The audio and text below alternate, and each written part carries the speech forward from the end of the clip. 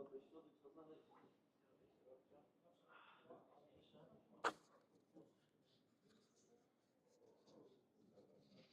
you already starting it or what? Yeah, at least we started recording. So let's have an audio check if it's working.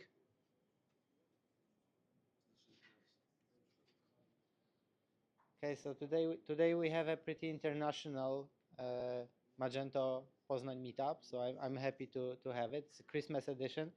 I can see that a lot of Magento fans are already thinking about Christmas and chasing some trees. But I'm happy to see you here. And if some of you don't know, Ivan, famous person, but also Alex, one of the core developers of Magento, so like a true veteran. I'm happy to see you here. So just to have you here for all those discussions and chats, it's great to have this meetup. First of all, thank you all partners. Today we meet in awesome office of Tpay, payment provider who has a great Magento model. And I'm happy that the second partner, Snowdog, also contributed to Tpay, creating a Huva compatibility extension for Tpay. So if you need Polish payments, Tpay is a great way to start. And if you want to have Polish payments and Huva, you can do it with Snowdog model too. Our longtime partner Centuria is providing some drinks and snacks, pizza later.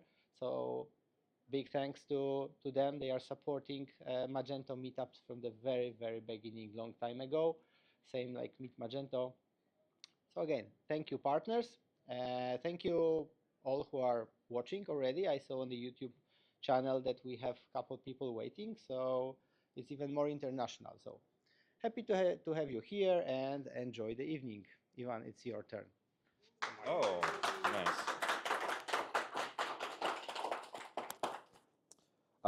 So I hope it's possible to hear me on the microphone. So, hi everyone. It's almost a tradition nowadays, so that every December I'm coming to Poznan, giving developers a training, and then we do an exprompt meetup in the last moment. So also it's a very interesting topic I want to discuss today, because it's something that I'm working on right now as a product and part open source solution for Magento, a very custom search engine that reads data directly from database, stores data on disk and searches stuff. And I wanted to showcase some of the features and how I actually implemented it in this search engine itself. So the topic is after suggestions based on your product data. I today received a very nice product dump that we can live demo to see how it works, how long it takes to reindex the data, and how fast suggestions are working based on the actual products. So let's start first of all with a small introduction about me.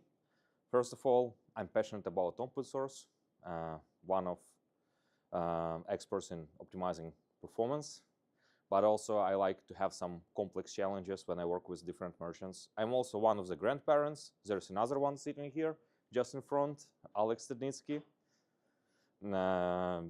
We worked together next to each other in 2007 in Magento, first Magento office in Kyiv.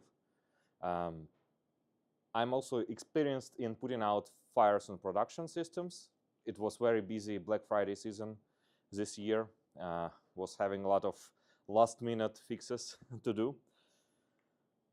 So first of all, let's talk a little bit about how search works. Any one of you know the structure behind full-text search engines like Elasticsearch or Lucene? So Camille was working with it. So a little bit to explain with it, I built these very interesting images in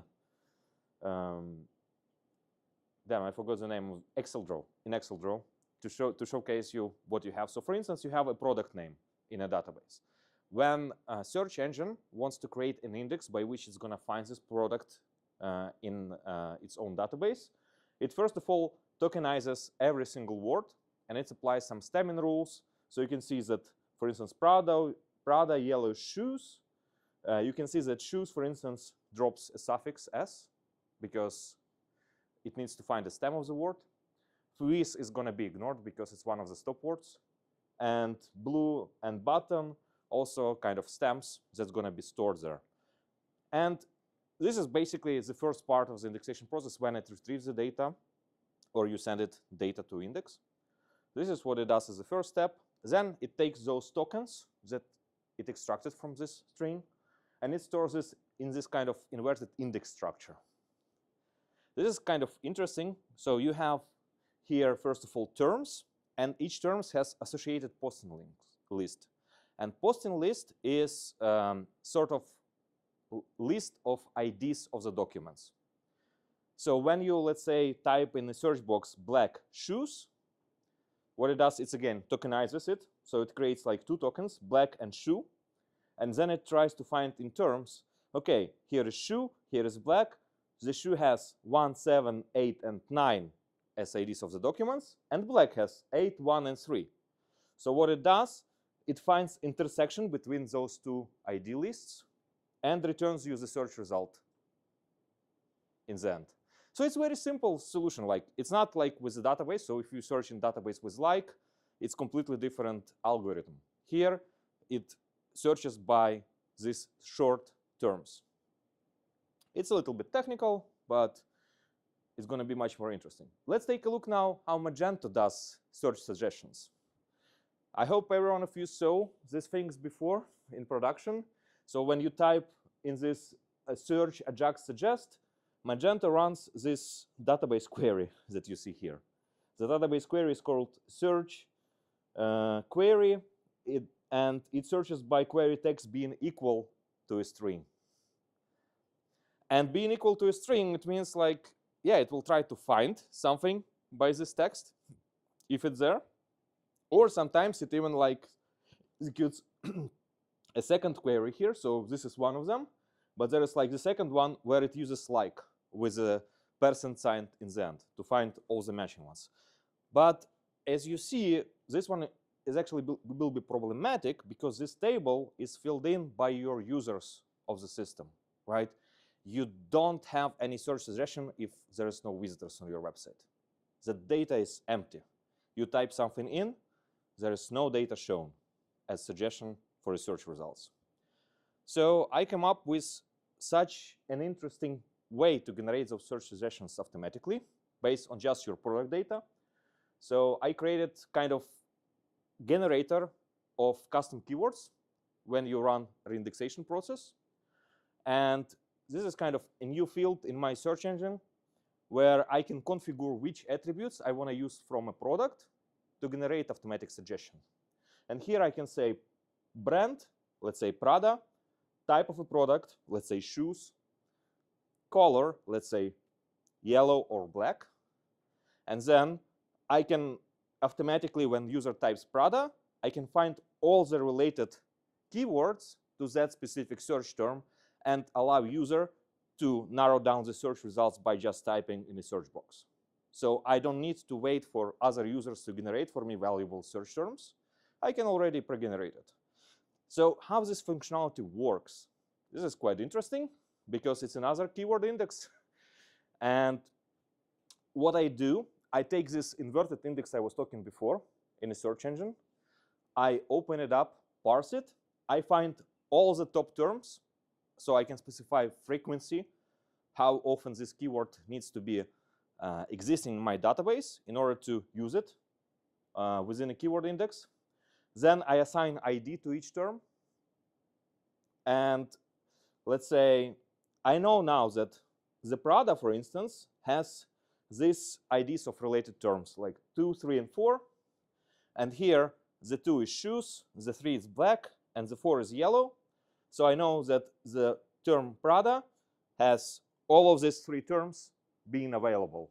So when someone will type, I will quickly look it up which related terms can be there. If someone types shoes, I already can see that 1 and 3, so for instance, Prada and black, are one of the possible after suggestion options. And the same goes for other keywords. So every single keyword has this additional field that tells which other keywords can be combined with this one. And this is kind of useful index that allows to build a very interesting product. Oh, sorry. So now it's time to show you a live demo. And we'll start, first of all, with reindexation. So here I have a build of the product. Probably I can run it here as well. Or maybe that one is better. Yeah, this window is better. So here I have already pre-configured something. I got a database today from Stednitsky, from one of his customers who sells watches. It's 79,000 products with a lot of interesting attributes there. And I can just run reindexation with specifying the database table, specifying which keywords parts are going to be used. Here is the brand feed. It's kind of manufacturer name in this database. Then this one that it's hard to pronounce for me. It's in Finnish. What? And then KK Tete 1 or L, I don't know. So it's like the product type that they have. And let me just run my reindexer. So this is right now, yes, 76,000 products in store number 23. It entered before. And here I can also specify frequency. So the frequency of keywords that I'm going to use for after suggest is a parameter when I'm starting a server. So I can adjust it at any time. I don't need to do a reindex to show you automatic suggestions of the product information. So let's say we have, by default, we have 10, but I will specify 5. So if keyword is used 5 times in a product catalog, it will be shown as suggestion. Now my server is started at this URL. Here is the window with it. And I'm going to start. Anyone wants to suggest a keyword to start with? So it's a watch-based store. OK. Watches, OK. And it should suggest something like S. Probably there's an S as a keyword. There's man, silver, ladies. Let's take a look at latest watch, and it returns me a search result already. So, and here I see latest watches, and I see all the brands.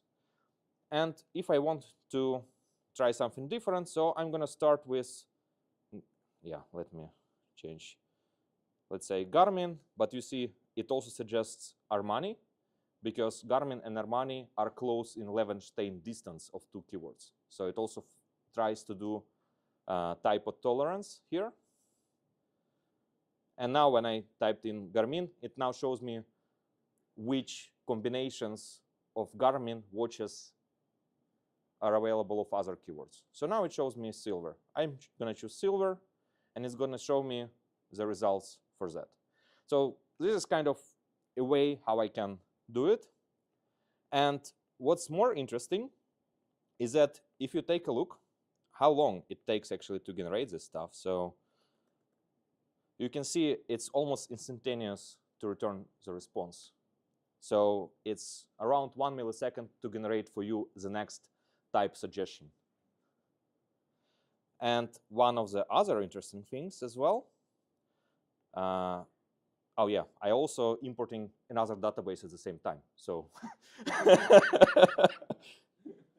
that's a little bit nice. So let's take a look at the resource utilization of this kind of an approach. So I'm going to right away start to search for search serve.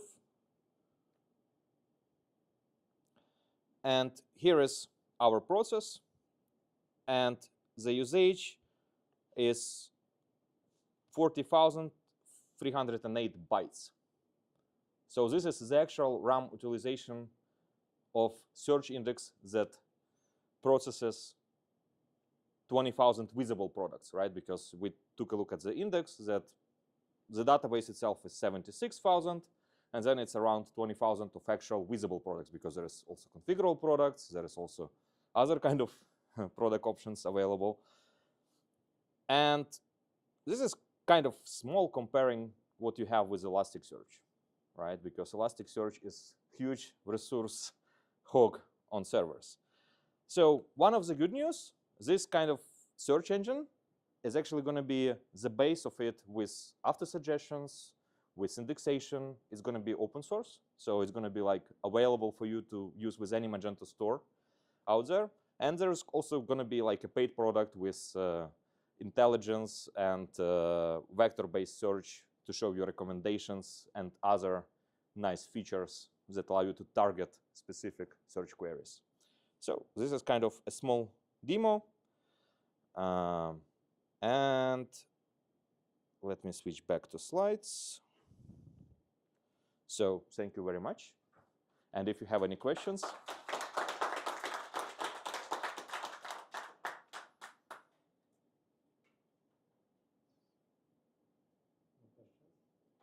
You mentioned about the parameter you added for this command to generate index. What was this exactly about, this parameter in the end of the command? I didn't catch this one. Sorry. This one here, indexer or search server? Frequency. Yeah, the frequency. So yeah, let me show you. It also has -- help, right? So frequency, it tells the minimal amount of times the keyword is represented in your database. So let's say if you have word watches, it probably will be in most of the products. So it will have a very high frequency. If you have very specific watch name, then it will be very minor in that sense. So if you have like very large amount of different product uniqueness, and you want to make it available as after suggest, then you need to reduce the frequency here.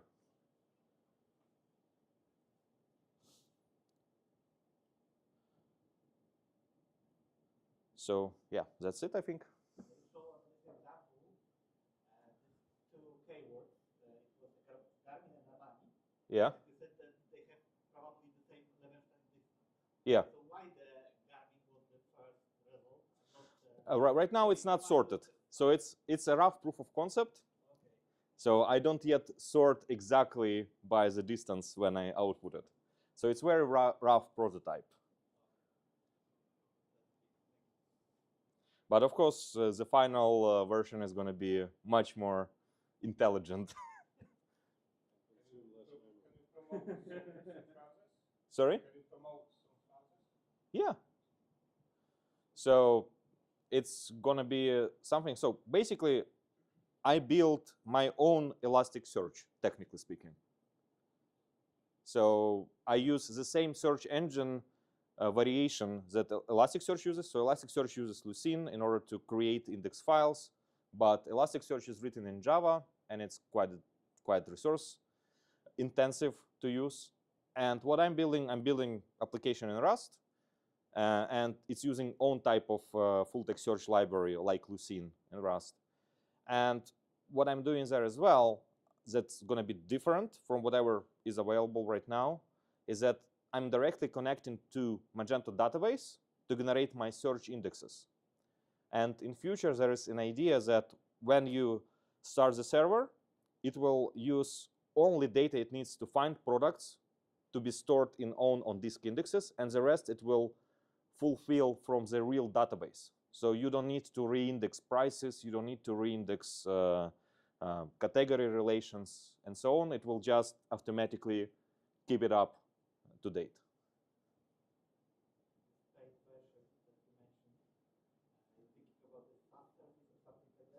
No, so I have a lot of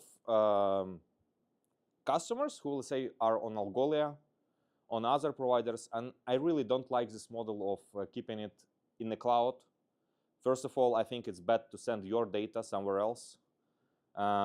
So what I provide basically is an application that you can run on your own infrastructure. And the idea is that you specify database connection settings, and it just picks up your data and provides you all the index value.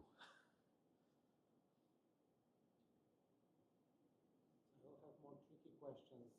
Question: what is the downside of the switch? If you can just mention what are the biggest issues that may be hard to solve.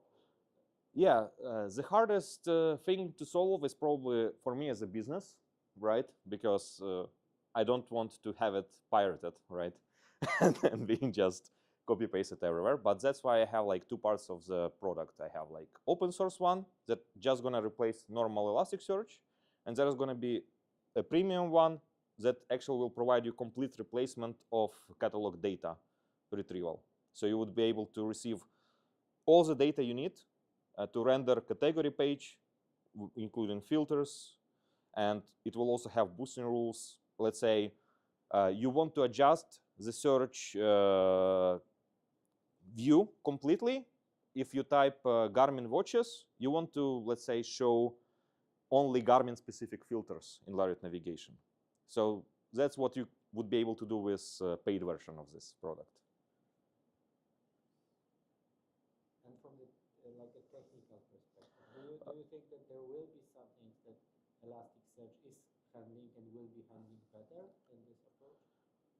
I think they are basically the same from perspective of the way how the data is stored, because Elasticsearch stores data in file system based on segments, and this search engine as well is doing the same thing. The only difference is that you need to have a database connection for this search server to work. But this is also the reason, let's say, it's one of the benefits of it as well, because you don't need to send your data to it. It will grab the data from your database. And theoretically speaking, like if you have a multinational merchant, you can create a slave replication of read-only catalog database in different zones, and you can start this service close to the actual user, and it will automatically get updated through replication protocol over time. So the open source part, do you plan to create some like a group of maintainers to bring more people to work with you on that, or it's more? Yeah, it's more a personal project. It's like a personal project, and I think it's going to be very hard to transfer knowledge, right, of the core product to have more people involved in it. But the code will be open on GitHub of the basic search engine. So if someone wants to join, you are welcome. But also, I plan with the paid product to bootstrap it, like, and maybe go even into other e-commerce platforms as well, because Magento is not only one there. And if I can build integration for Shopware, if I can build integration for other systems, Cilius, for instance, as well, if I can just connect directly to the database and build the search engine for you, yeah, it's a good thing to have as a software. And the downside, let me think about it. Yeah, it's hard for me to find one, but maybe some people will think like, okay, if I install, let's say, a premium product, I don't know what the source code is, right? Because it's a binary application. So it's the only downside I can see from that perspective.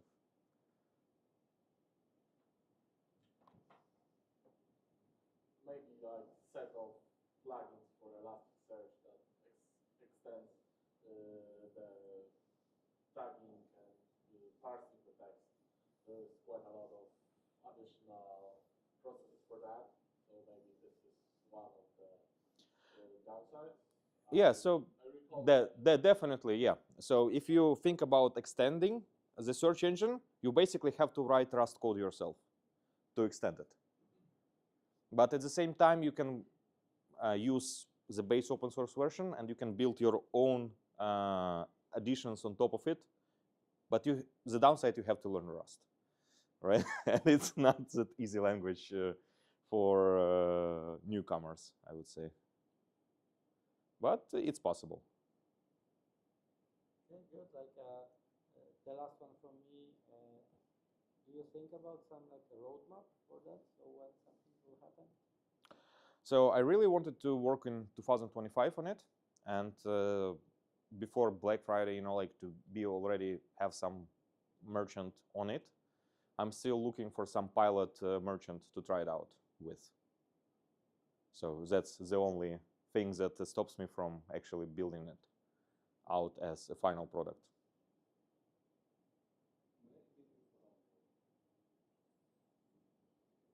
Okay, so we have no more questions. That's it. So Ivan, thank you. Yeah, welcome. Always bringing something new. It will be really exciting to see like a new search index event when it goes live. So I think that right now we can have our second special guest from the far north, from the seaside. Łukasz coming here to share some new work. So thank you very much for coming all the way for Magento Meetup. We also have I have a news about Bartek. It has trouble with his car, so we will go if he will come. So after Łukasz, during pizza break, you can also think about some kind of Mage-OS conference ideas. If you have some quick topics you would like to share, discuss, feel free to do that. We have a small professional group here, so let's make a good use of this time. And that's all for you. Thank you.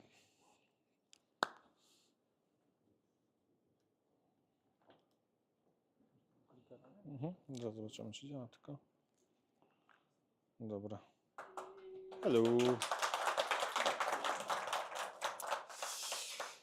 Hello everyone. So my name is Łukasz Linczewski. You can see a little bit about myself. I'm working as a project manager at Alexion. As Kuba said, it's a company in far north, Gdynia, which is a little bit empty place on Magento map, but we are trying to change it. So hopefully I will be able to invite you soon to some events also in Gdynia, especially in the summer. So we'll be able to grab some beer. My history with Magento quickly started when I finished study. So I was studying the IT, and then my first application was sent to the agency called Baobas. It was back then in Gdańsk, and that was the company daughter of French Baobas. And back then we had like 50 developers working at Magento 1 and providing Magento 1 to most of the fashion industry top brands in France. So that was interesting company, because when I visited Paris first time, I entered the shopping mall and I've seen all the stores which I've seen, or almost all the stores was developing by us on Magento 1. So it's changed a little bit, but some of them are still on Magento. I'm also certified Magento solution specialist, professional developer. I call myself e-commerce expert, but I believe there are more smarter people than me. And I graduated MBA, and it's not on Collegium Humanum, so it's a valid study, which I'm proud of. I did it in Gdańsk. I love tennis personally and football. And as I said, I'm coming from Gdynia, so this is the place I live in. And I hope you will be able to visit very soon this place as well. In the city index of 2024, we like to say it from Gdynia, is the city of happiest people in Poland. So maybe it's worth to visit this place one day. But coming back to the topic of the presentation. So I'm not developing anymore, but I'm working directly with the client, and the topic of the analytics and measuring how our e-commerce is working is very important, and sometimes I think missed by many merchants, but also agencies. So that's why I wanted to talk a little bit about how important it is and what kind of mistakes we can do when we develop Magento website. And this is also based on the history when one of the clients with the very small store came to us. Store was built on Hyvä, on Magento. He spent like some money on this website, and he came to us and asking for help. And I asked him what you want to change on his website, and he came with me with some ideas, and I asked him, what about the GA4? So how you measure that? And he said, I don't know what is GA4. So he didn't even know what is GA4, right? So I was so surprised that this kind of business are still on our market using Magento website and didn't even connect the GA4. So we connected that for free quickly to see how the store is working. And after 2 weeks, he came to us and he said that his first idea is to add the new payment method. But in the GA4, we saw that there were nobody on the checkout during these 2 weeks. So the idea about adding another payment method was not the greatest one, right? So we said to him that we should maybe focus more about the product, about the PDP, and adding to the basket rather than changing anything on the checkout. So this is just the example. But anyway, the analytics and the measuring is very important. And there is, like, for this part of e-commerce, it's not only e-commerce agencies, but of course, every one of you knows that we are working together with the marketing agencies, and we have a lot of, I would say, difficultiness between these two parts of business, and sometimes we don't understand. So one of my slides will also tell how to maybe communicate about that. So what the marketing agencies come to us to do, it's the, of course, install analytics like the GA4, Hotjar. We have tracking today, TikTok, Facebook Pixel.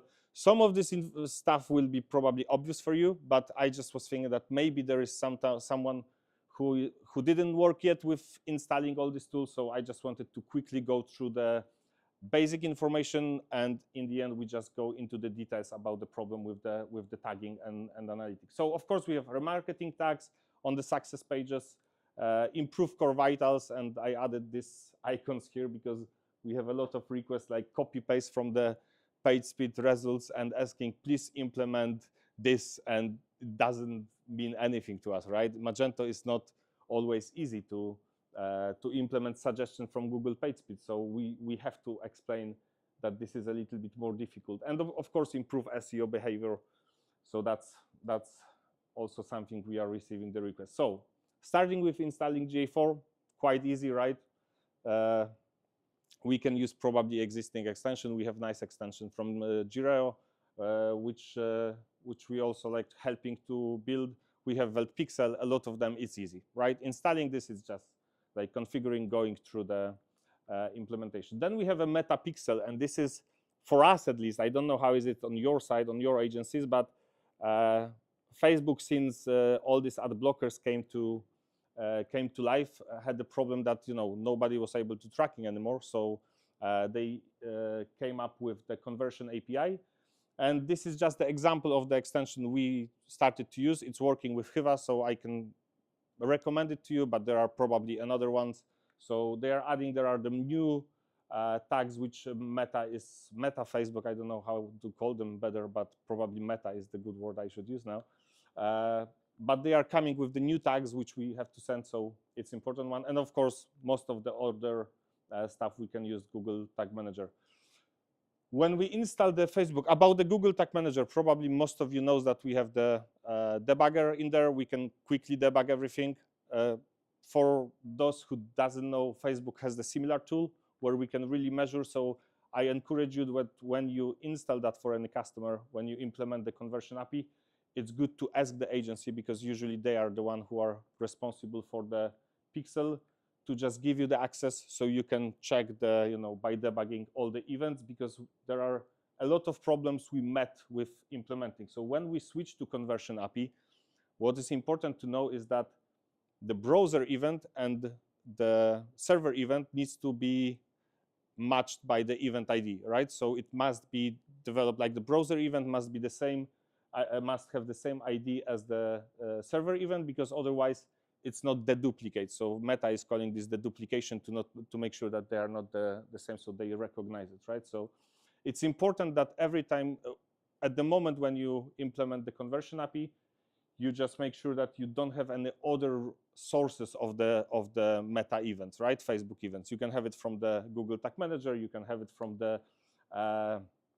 from even Meta. They have something which is called automatic advanced matching. Some people can browse through the page selecting the events by tagging the button, and for that reason we might have a lot of the duplication. So this is very important to clean it.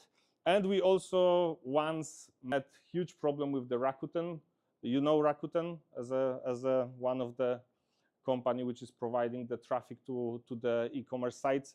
They were smart enough to, on the success page, to run the iframe where they were reading the Facebook Pixel ID, and they were sending purchase event by themselves. So we had the 2 events, and nobody knew where they are from for like 2 weeks. And even Rakuten was surprised that they are doing something like that. So that's interesting, yeah. Okay, about the deferring. So you know that today everyone, all developers, all merchants are trying to defer JavaScripts to all the third party because it's making us a little bit better results on the Google page speed. But with the Meta, it's a little bit different because the browser event must be sent at the same time or before the server event. So if we defer the script, we have the situation that the server event is sent right away, and the browser event might be sent even after like 1 minute, and then we have some problems. So I think for now, I don't have any. Of course, we can try to defer the server event as well, but for now, we just do not defer this Facebook implementation. And here I have the first marketing agency alert one, and I already mentioned that they just copy paste requests without understanding, and this is just the example that we have to be calm and we have to just respond to them that they are not right. And this is the example of the add to cart even, where Facebook is telling to marketing agency, because they are the one who first see that we should increase the email addresses, we should increase the phone number coverage, and we have to really explain them how e-commerce works, because we don't know email when someone add to the basket, right? So normally it's like, oh my God, how stupid are they in this marketing agency? They don't know what they are doing, right? So what? Do not yell at us. So I think today we are living in the nice world of the ChatGPT. So we can be still angry inside, but we can be polite outside. So we can just generate some kind of request to the ChatGPT and asking them that, please generate polite message explaining that we cannot send the email address when we add to the bag. And we can add, you don't need to do that, please try to make them feel stupid, but without direct message. So maybe ChatGPT is able to do that.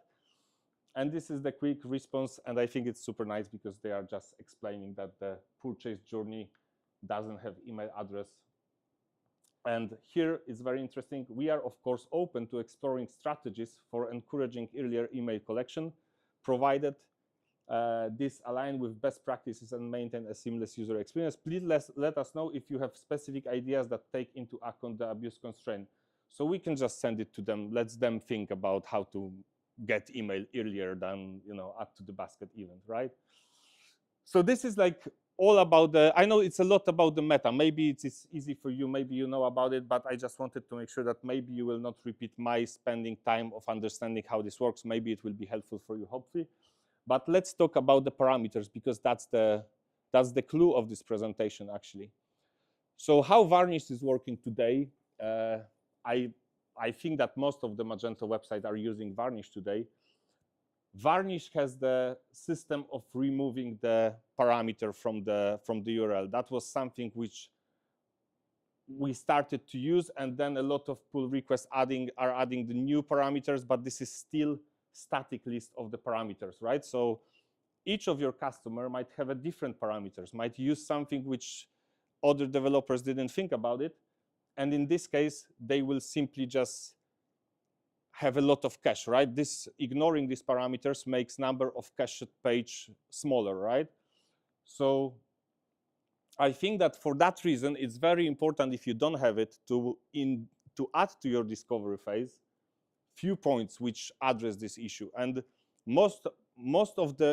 most difficult point will be about the migration. So when we migrate from one e-commerce to another, but when you build new store, simply, it's also important to check it, right? So first one is that verify all agencies and tools which drive traffic to the store. You should ask your customer who is driving the traffic to you. How do they build the parameters, right? To check them and making sure that there is not something you should add to Varnish. Verify the tool for sending email campaigns. So I'm talking about the MailChimp, I'm talking about Ometria. They are always adding the parameters. And we had the case that Ometria was adding the OM_send parameter, which was always individual for every email, right? So you can imagine that every customer who were going to the page from the email campaign, they were building the new cache if you do not change the Varnish file when you launch the website, right? Asking customer to provide you all example URLs, this is like additional step which can be done. And if you migrate website, you can also access logs. You can also check access logs by simple query to see what are the parameters used day to day for the to access the page. During migration, this is like super nice advice. Do not change URL if this is not necessary. I know that usually it's necessary because you want to use Magento URL structure, but if this is possible, we avoid the redirection, which I will mention in a second why this is important. And I added do not trust load test. When we are making load tests, we are focusing on the traffic which will just be on the website. So when they enter the page, they browse through the page, going to the checkout, going to the basket, but we do not really check what will be the URL which will bring traffic to our website. And it also might kill the performance of the page.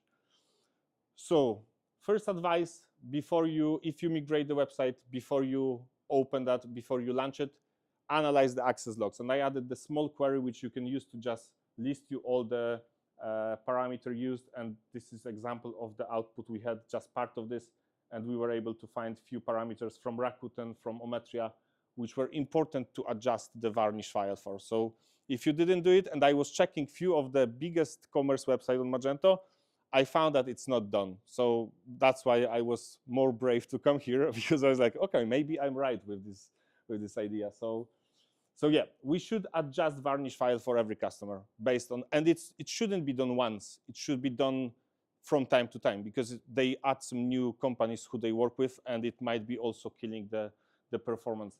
And this is the example from Byredo, because here this is about the redirection. So when we have the redirection, Magento varnish will not pass the parameter to Magento. So when Magento receives the request and knows that there is a 301 or 302, the parameters are gone.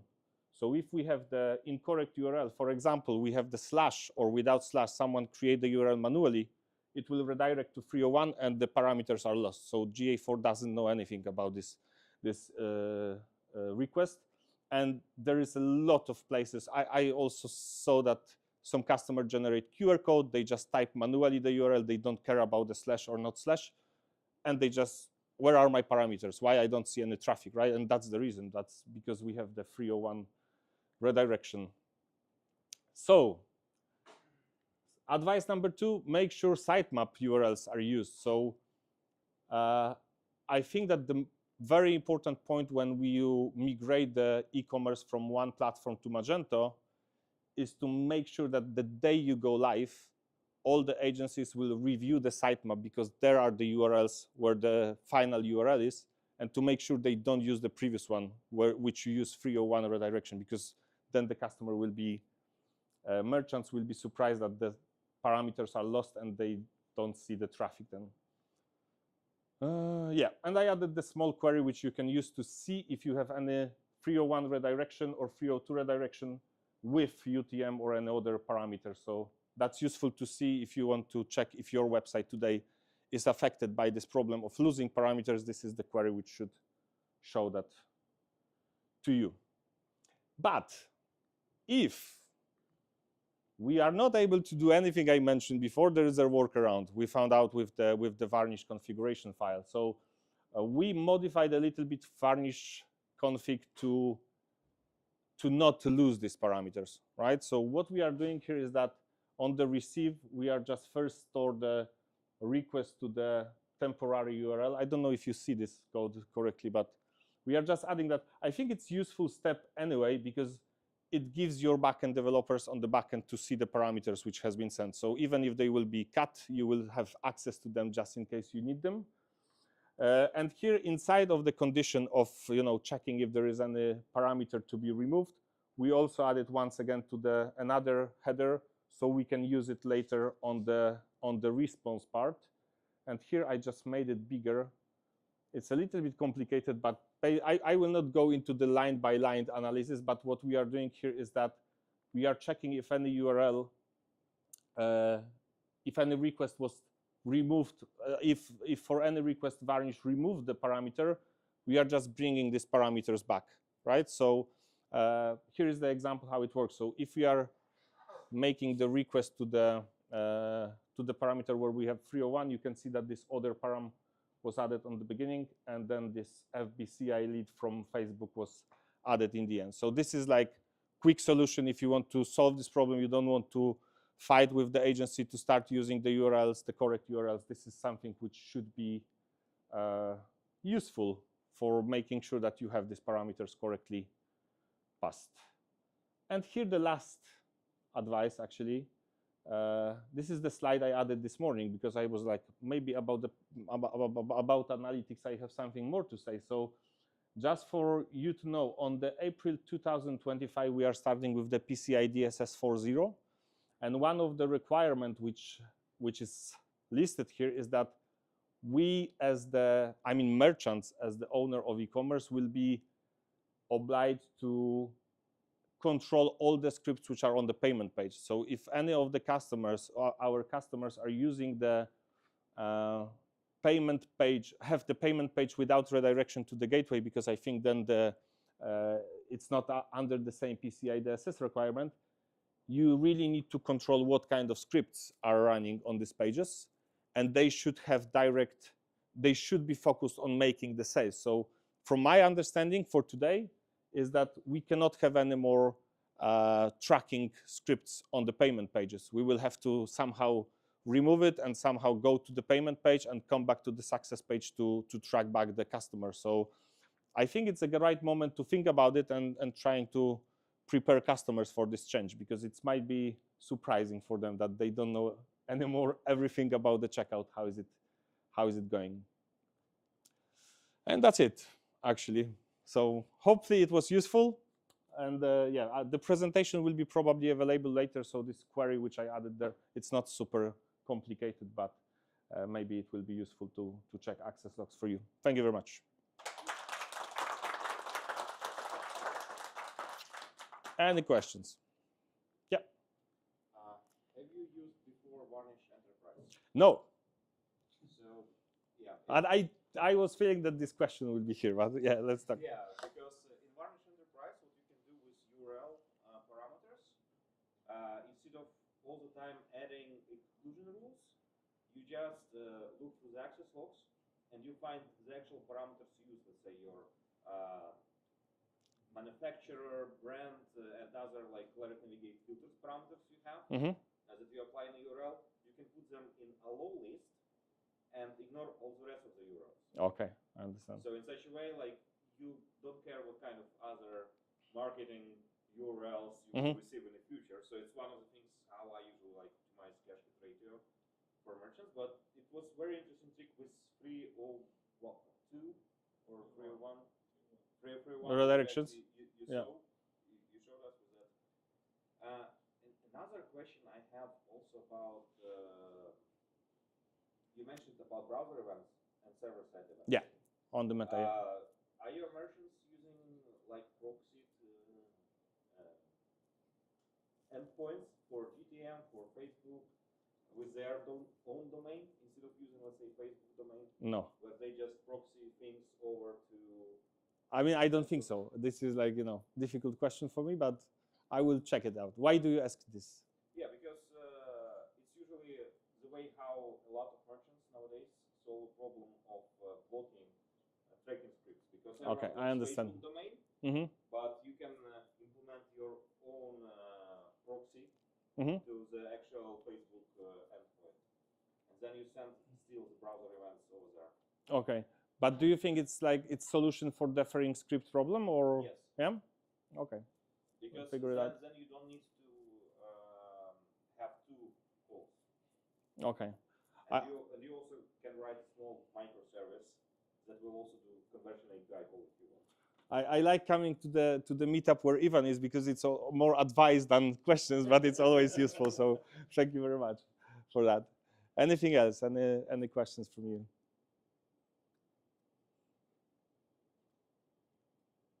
Okay, so thank you very much.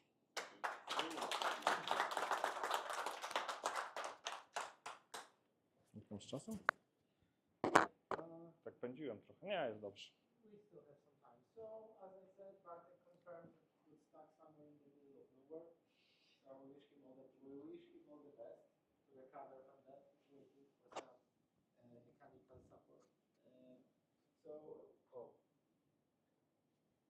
So we don't have our third speaker today, but I will be happy to hear some of your feedback because like even yesterday I had a brief discussion with Kamil and I'm really curious about your opinion about how we can leverage the use of AI, of Copilot or Claude in Magento development. I'm personally very interested, like what's your experience? If you already played with that, if it makes sense, if it helps in development, what's your ideas for that? We can have a short break and then we can have this free discussion like a panel. yeah, like we can just have a free discussion. There are not that many of us, but if you would like to join and share your knowledge, I would be happy to listen. Like I cannot participate, but I will be happy to listen. And I think this is important topic for all of us. So yeah, that's it. And for all of us, for all of you watching the stream, thank you for joining. As I said, unfortunately, our third speaker will not arrive, so Bartek presentation will have to wait for another meetup. And for the discussion, we will keep it only for people who are here on site. So thank you for all joining online. And here we can start the less official part.